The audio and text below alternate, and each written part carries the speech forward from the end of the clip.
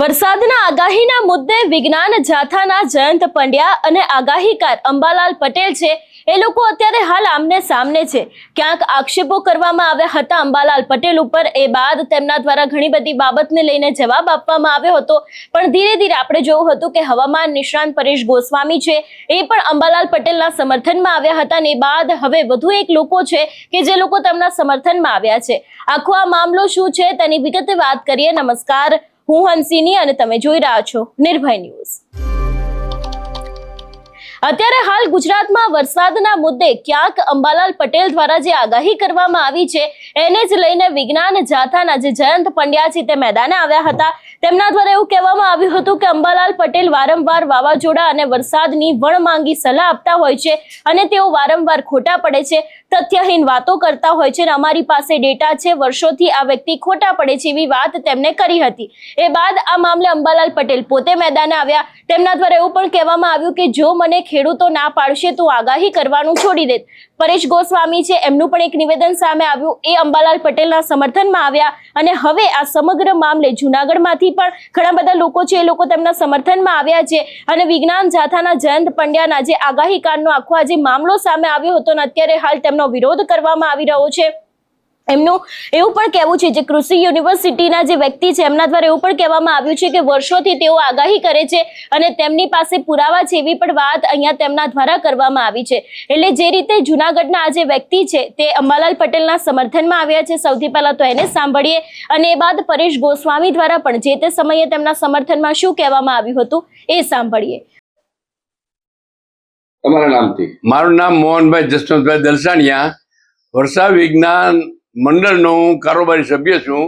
કૃષિ યુનિવર્સિટી જુનાગઢમાં દર વર્ષને અંતે ગામડાના જે બધા આગાહીકારોનું એક મંડળ છે, એમાં લગભગ 40-50 સભ્યો બધા છે અને પોતપોતાની રીતે પોતાની આગાહી કરે છે। આજે આ વર્ષે આગાહી કરી એવું નથી, ઘણા વર્ષો થયા અને એનો આખો રેકોર્ડ યુનિવર્સિટીમાં છે, કારણ કે યુનિવર્સિટી અમને પ્લેટફોર્મ આપ્યું છે। યુનિવર્સિટીમાં પણ હવામાન વિભાગ એક છે, પણ ટૂંકા ગાળાની આગાહી કરી। આ બધા તો એની પાસે પોતાની પાસે બધા પાસે પુસ્તકો છે અને જૂનું વર્ષા વિજ્ઞાન આખું છે, 50-30-40 પુસ્તકો ઘણા પાસે છે અને એમાં હિન્દીમાં છે, સંસ્કૃતમાં છે, બીજી ભાષામાં પણ છે અને એમાં બદલી વાક્યો છે। આ બધાને આધારે જયંતભાઈ જે કંઈ પોતાને જે કંઈ લાગ્યું હોય, નો ડાઉટ આ વર્ષે આગાહી તારીખો આપે છે બધા, એટલે એમ કે છે કે ખોટા હશે। હું પણ એમ કહું છું કે ઘણા આગાહીકારો આ વર્ષે શું કામ ખોટા પડ્યા છે એના ઊંડાણમાં જવું જોઈએ, કારણ કે હવામાન જ પોતે આખું અલ નીનો જે ભાગ ભજવે છે અને હવામાનને આખું પલટાવી નાખે છે। તો જે કંઈ આયોડી ભેજ ઉત્પન્ન કરે છે એ બધું ખેંચી લે છે, એટલે ગુજરાતમાં વરસાદ નથી આવતો। એટલે હવે મહિના કહેવા પછી કે વરસાદ નહીં થાય। આ તો શિયાળો પણ નબળો હતો, એટલે જ્યારે શિયાળો હોય ને એ હંમેશા આમાં ગર્ભ બંધાતા હોય। માણસના બધાને ગર્ભ એમાં જ બંધાય શિયાળામાં, કાર્તક મહિનાથી। આ વર્ષે બધે પશુ પક્ષીની અંદર પણ વ્યાંજણ ઓછું છે, પશુમાં પણ વ્યાંજણ ઓછું છે। 1.5 લાખ રૂપિયાની ભેંસો છે, એમાં આકાશી ગર્ભ પણ ઓછા બંધાણા। મેં ડોક્ટરોને પૂછ્યું તો મનુષ્યના બાળકોનું જન્મ પ્રમાણ પણ કાર્તક માસમાં હોવું જોઈએ નથી, એ બધા એમ કહે છે કે આ વર્ષે ખબર નહીં પડતી। એટલે કુદરતી જ આ બધું છે, એની અંદર આ બધું આપણે એમ કહીએ। એટલે જયંતભાઈ ભલે એની રીતે એ વાત કરતા હોય, પણ આ જ્ઞાન આજનું નથી, કોઈ એમને નથી લખતું। આખા 4 મહિનાનો અભ્યાસ કરે છે, કાર્તક મહિનાની 11 થી લઈ અને છેક ફાગણ મહિનાની પૂનમ સુધી જે તારીખે કસ દેખાવું હોય લખે બધાય, અને એ પ્રમાણે વરસાદ થાય છે। તમે યુનિવર્સિટીમાં આવી રેકોર્ડ તપાસ કરો છો આગલા વર્ષનું આગાહીકારોનું 60-70% આગાહી સાચી પડી છે અને હવામાન ખાતાની 50% આગાહી નથી હોતી। એનું કારણ છે કે ટૂંકા ગાળાની આગાહી કરે, એ ક્યારે ફરી જાય ખબર નહીં, અને આની પાસે તો જૂનું જ્ઞાન છે। એટલા માટે એની આગાહી આપણે પડકારી શકીએ। આ વર્ષે તો આગાહીકારોને બિચારાને સાથ નથી આપ્યો હવામાને, એટલા માટે અલનીનો ઊભો થયો એને કારણે। જય જવાન જય કિસાન। આજે વાત કરવાની છે દેશી અને આધુનિક વિજ્ઞાનની. આમ જોવા જઈએ તો ગઈકાલે વિજ્ઞાન જાથાના એક કોઈ વ્યક્તિ છે કે જેના દ્વારા એક વાહિયાત સ્ટેટમેન્ટ આપવામાં આવ્યું છે, જે ખૂબ દુઃખદ સ્ટેટમેન્ટ છે. એમના દ્વારા આમ તો જોવા જઈએ તો જેને આપણે ગુજરાતનું ગૌરવ કહી શકાય, ગુજરાતનું ઘરેણું કહી શકાય એવા અંબાલાલ કાકા ઉપર પ્રહાર કર્યો છે. કે અંબાલાલ કાકા છે આમ તો એ વ્યક્તિના પિતાની ઉંમરના છે, છતાં પણ એની સાથે તોછડાઈ ભરી વાત કરી અને એમને જે વર્તન કર્યું છે તે ખરેખર અસભ્યતા ભર્યું વર્તન છે. હવે અંબાલાલ કાકા જે આગાહી કરે છે, વરસાદની આગાહી, એ તો વર્ષો જૂની આપણી એક પરંપરા છે. આપણા ભારત દેશની અંદર જે વડીલો થઈ ગયા, ઋષિમુનિઓ થઈ ગયા છે, જે વર્ષોથી વિજ્ઞાનનું કામ કરતા આવ્યા છે, આજથી હજારો વર્ષો પહેલા પણ ઘણા બધા વિજ્ઞાનના જે સિદ્ધાંતો આપ્યા છે એ આજની તારીખે આધુનિક વિજ્ઞાન છે એને પણ માન્ય રાખવા પડે છે. આપણા જે વડીલો હતા, અમુક જે ઋષિમુનિઓ હતા, સંત હતા, એની જે વિજ્ઞાનની ખોજ કરી છે ત્યાં સુધી આજે આ અમેરિકાનું જે નાસા છે એ પણ નથી પહોંચી શક્યું. દાખલા તરીકે આપણે હનુમાન ચાલીસાની અંદર છે કે જોગ સહસ્ત જો જન પર ભાનું લીલ્ય તાહે મધુર ફલ જાનું, એટલે કે હનુમાનજીના પરાક્રમની જે એમાં એક વર્ણન કરવામાં આવે છે એની અંદર સૂર્ય અને પૃથ્વી વચ્ચેનું અંતર બતાવવામાં આવ્યું છે, જે તુલસીદાસ ગોસ્વામીએ એક વૃક્ષ નીચે બેસી અને આજથી 1400 કે 1500 વર્ષ પહેલા પૃથ્વી અને સૂર્યનું જે અંતર બતાવ્યું હતું, નાસા પણ સ્વીકારે કે એ એટલું જ અંતર છે. એટલે જે વિજ્ઞાન છે એ આજે લગભગ હું માનું કે અમુક વર્ષોમાં એનો જન્મ થયો છે, પણ આપણા ઋષિમુનિઓ હતા, સંત હતા, એ પહેલેથી જ મોટા વૈજ્ઞાનિકો હતા. ખાસ કરીને અંબાલાલ કાકા જે આગાહી કરે છે એ ભડલી વાક્યોનો વધારે એમાં ઉપયોગ કરે છે. ભડલી વાક્ય એટલે આમ તો ભડલી એક પરિવાર હતો, જે રાજસ્થાનના મેવાડનો પરિવાર હતો, જે માલધારી પરિવાર હતો, અને એમને 3 પેઢી સુધી સખત આ વરસાદ વિશે અને હવામાન વિશે અભ્યાસ કરી અને એમણે જે પુસ્તક બનાવ્યું છે એ પુસ્તકનું નામ છે ભડલી વાક્ય.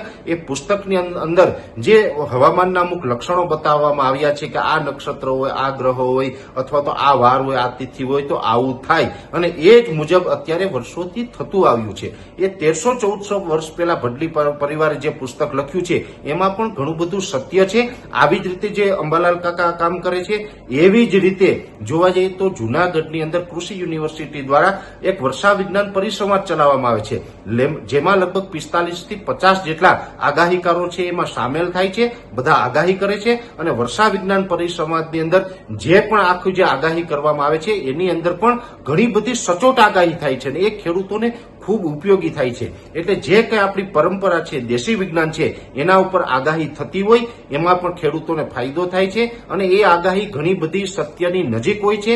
અને જ્યારે આપણા વડીલ મુરબ્બી અંબાલાલ કાકા પટેલની વાત છે તો અમે પણ હું પણ એક વિજ્ઞાન અને ટેકનોલોજીના આધારે આગાહી કરું છું, છતાં પણ અમારા માટે તો એક સારા એવા માર્ગદર્શક છે.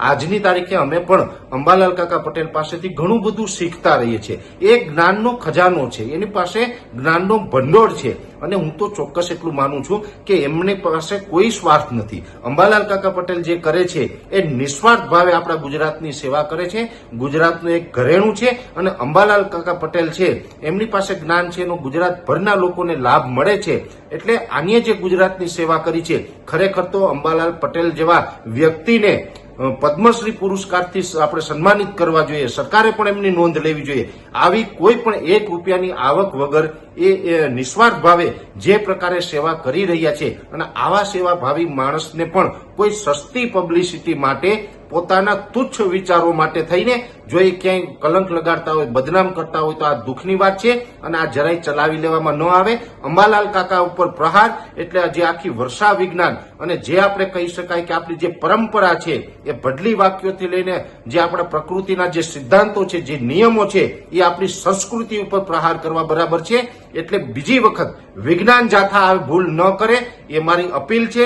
અને જો આવા અમારા વડીલ મુરબ્બી અંબાલાલ કાકાનું આ રીતે બીજી વખત અપમાન કરવામાં આવશે તો અમે પણ મેદાને આવશું અને વિજ્ઞાન જાથાને પણ પડકાર ફેંકશું કે વિજ્ઞાનની અંદર તમે શું જાણો છો અને અમે શું જાણીએ છીએ, ચલો આપણે મીડિયાના મારફતે લાઈવ ડિબેટ કરી નાખીએ. તો આ ચેલેન્જ સ્વીકારવા માટે પણ વિજ્ઞાન જાથાએ તૈયાર રહેવું પડશે. જય જવાન, જય કિસાન. અત્યારે હાલ આ વિષયને લઈને ઘણા બધા લોકો છે એ લોકો ક્યાંક અંબાલાલ પટેલના સમર્થનમાં આવી રહ્યા છે, કારણ કે જે રીતે અંબાલાલ પટેલ વર્ષોથી આગાહી કરતા આવ્યા છે એ જ વાતને લઈને લોકો દ્વારા અત્યારે હાલ ક્યાંક તેમનો સપોર્ટ કરવામાં આવી રહ્યો છે. બીજી બાજુ અત્યારે હાલ જે આખો આ વિવાદ ચાલી રહ્યો છે એને લઈને પણ ઘણા બધા સવાલો ઉભા થઈ રહ્યા છે. અંબાલાલ પટેલ દ્વારા તો પોતે આ સમગ્ર મામલે અત્યારે હાલ ખુલાસો કરવામાં આવ્યો છે, પણ આગામી સમયમાં શું થાય છે તે જોવાનું રહેશે. આ વિષયને લઈને તમારો શું અભિપ્રાય છે અમને કમેન્ટ કરીને ચોક્કસથી જણાવજો. તેની સાથે અમારી ચેનલ નિર્ભય ન્યૂઝને લાઇક, શેર અને સબસ્ક્રાઇબ કરવાનું ભૂલશો નહીં. નમસ્કાર.